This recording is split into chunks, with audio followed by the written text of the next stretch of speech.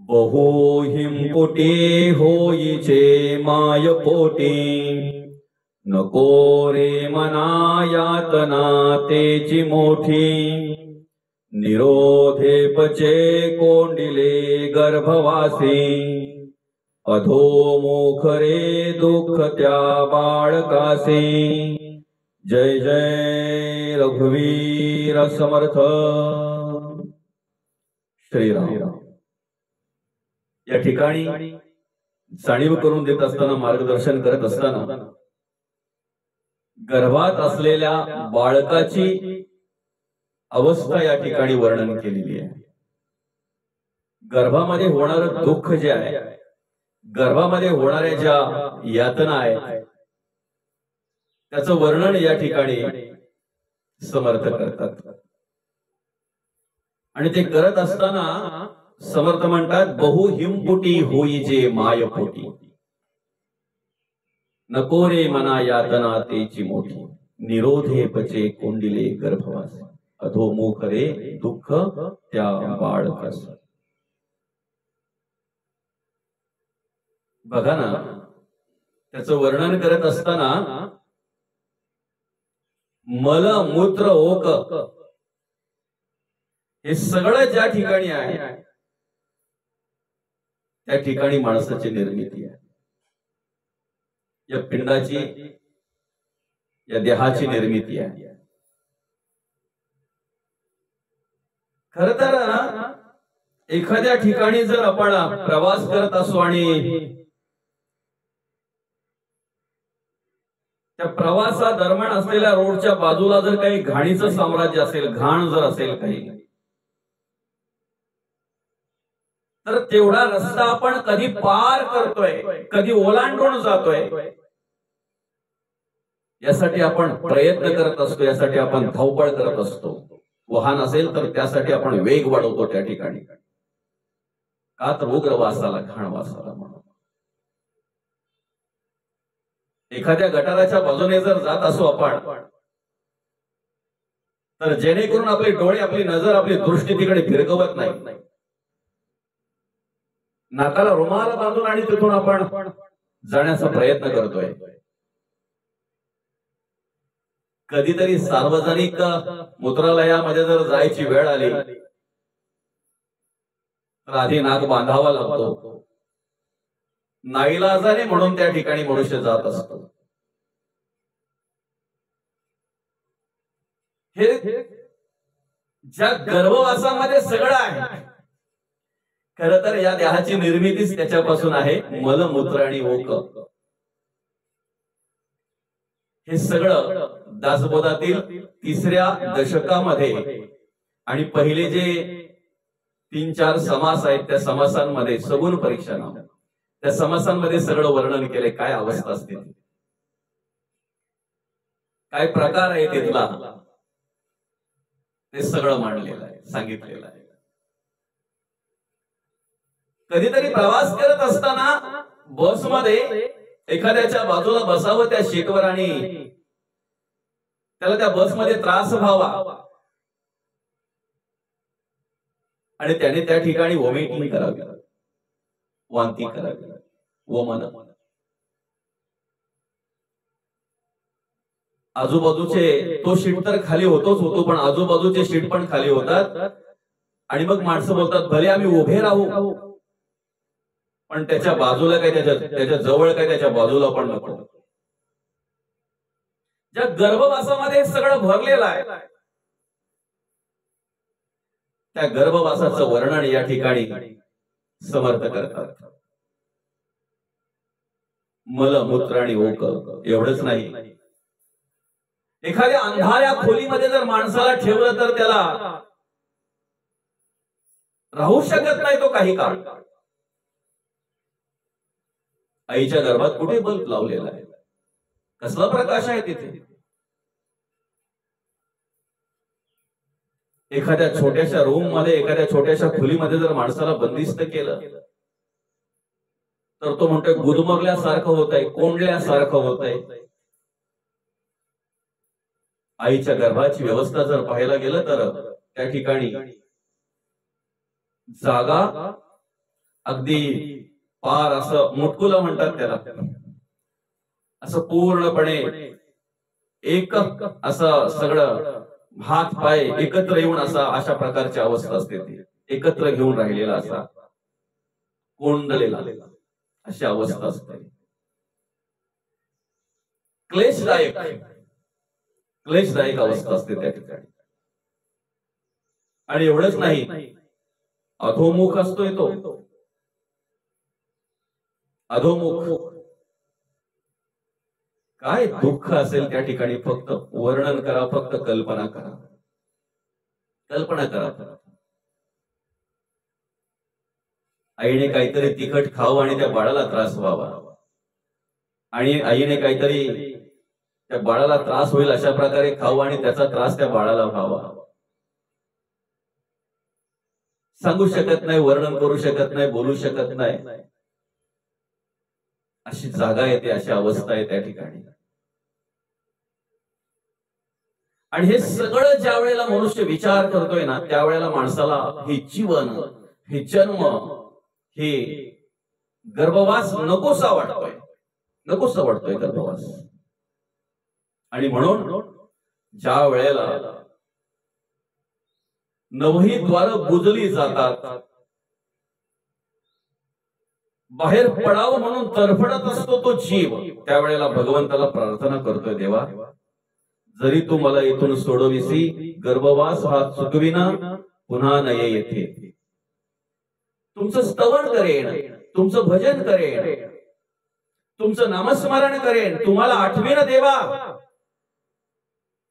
आणि ही प्रार्थना केल्यानंतर देवाने सोडविल्यावर ज्या वेळेला त्या प्रार्थनेचं विस्मरण होतंय, तेव्हा मात्र त्या गर्भवासाच्या दुःखापेक्षा जास्त दुःख माणसाला त्याच्या आयुष्यामध्ये भोगावं लागतंय.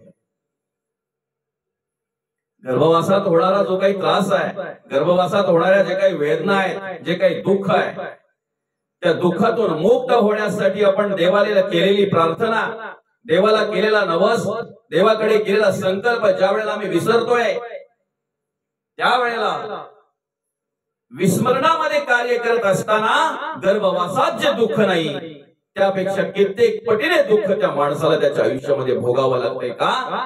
देवाशी खोटं बोलला म्हणून, देवाचं विस्मरण झालं म्हणून. खर तर ती आई त्या बाळावर अपार प्रेम करत असते. आम्ही एकमेकावर प्रेम करतोय, आमचं तारुण्य पाहून, आमचं सौंदर्य पाहून, आमचं प्रॉपर्टी पाहून, आमची संपत्ती पाहून, आमचं रूप पाहून आम्ही एकमेकावर प्रेम करत असतो.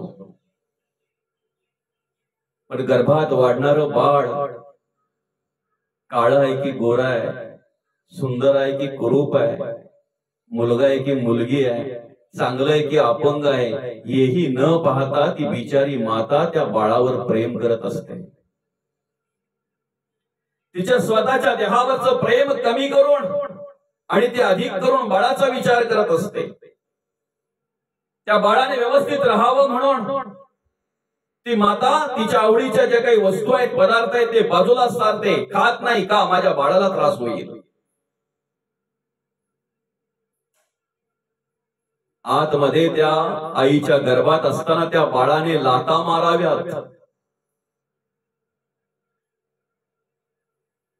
आणि लाथा मारणाऱ्या मुलावर सुद्धा ती आई प्रेमाने हात फिरवते. सांगा ना, लाथा मारणाऱ्याला सुद्धा शुभ आशीर्वाद देणारं ह्या जगातलं एकमेव दैवत असेल तर त्या दैवताचं नाव आहे आई. आणि 9 महिने 9 दिवस पूर्ण झाल्यानंतर त्या असहाय्य वेदना ज्या वेळेला सुरू होतात, त्याला बाळंत म्हणतात.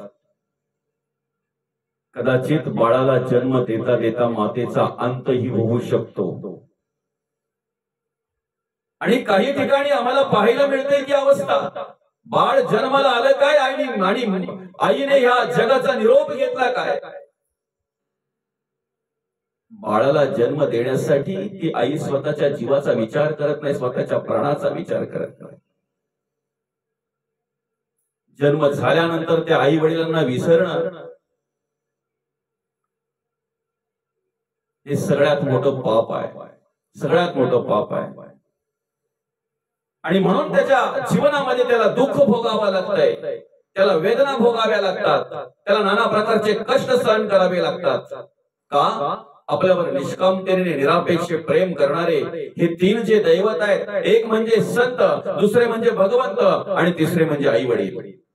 या तिघांचं विस्मरण जर झालं तर त्याच्या आयुष्यामध्ये फक्त दुःख आणि दुःखच आहे. दुःखाच्या पलीकडे दुसरं काहीच नाहीये. ज्या देवीने आम्हाला 9 महिने 9 दिवस गर्भामध्ये वाढवलं, जगवलं, मोठं केलं, स्वतःच्या जीवाचा विचार न करता, स्वतःच्या प्राणाचा विचार न करता आम्हाला जन्म दिला, त्याचं संगोपन केलं. ताप आल्यानंतर ताप कमी होईल अशाच प्रकारचं औषध दिलं, जुलाब लागल्यानंतर जुलाब थांबले जातील अशाच प्रकारचं औषध दिलं. भले ती आई कदाचित अशिक्षित असेल, पण त्या बाळाचं संगोपन करण्यामध्ये, त्या बाळाला वाढवण्यामध्ये, घडवण्यामध्ये कमी पडली नाही, हे मात्र निश्चित आहे. तो मुलगा मोठा झाल्यानंतर, तो मुलगा जाणता झाल्यानंतर, शिकल्यानंतर त्याच आई वडिलांना जर वृद्धाश्रमात नेऊन ठेवत असेल तर या पापासारखं दुसरं पाप नाही आहे. त्याच्या आयुष्यामध्ये त्याला दुःखच भोगावं लागणार आहे. आणि म्हणून त्या दुःखाचं वर्णन या ठिकाणी समर्थांनी करून दिलेलं आहे. बहु हिमपुटी होईचे मायपोटी, नको रे मना यातना तेची मोठी. निरोधे पचे कोंडिले गर्भवासी, अधोमुख रे दुःख त्या बाळकाशी. त्या ठिकाणी त्याची असलेली अवस्था आणि त्या अवस्थेचं वर्णन समर्थ या ठिकाणी करतात. बाळाला वेदना होतात, बाळाला दुःख होतंय, त्या ठिकाणी सगळ्या प्रकारचं ते क्लेशदायक असतंय, पण आईला सुद्धा तेवढ्याच वेदना सहन कराव्या लागत असतात, त्या मातेला सुद्धा तेवढ्याच वेदना सहन कराव्या लागत असतात. एका नरद्याने जर उत्तम कर्म केली, चांगली कर्म केली, देवाचं, देशाचं, धर्माचं कार्य केलं, देवाचं नामस्मरण केलं आणि या जीवनाचा उद्धार होईल, या राहटगाड्यातून सुटण्यासाठी, मुक्त होण्यासाठी जर त्यांनी प्रयत्न केले आणि तो जर मुक्त झाला, सुटला, एक नरदेव, तर 83,99,999 मातांना सुख होते. कारण बाळ जन्माला यायचं, एखादा प्राणी, एखादा जीव जन्माला यायचा म्हणजे दुःख त्या मातेला आहे.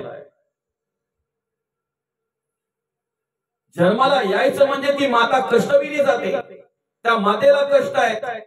आपण जर आपला उद्धार करून घेतला, आपण जर आपल्या जीवनाचा, आयुष्याचा उद्धार करून घेतला आणि या पुनरपी जननम पुनरपी मननम पुनरपी जननी जठरी शयनम या रहाटगड्यातून जर सुटण्याचा, मोकळा होण्याचा जर प्रयत्न केला तर 83,99,999 माता संतुष्ट होतात.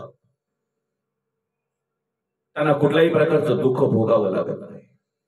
प्रत्येक योनीतील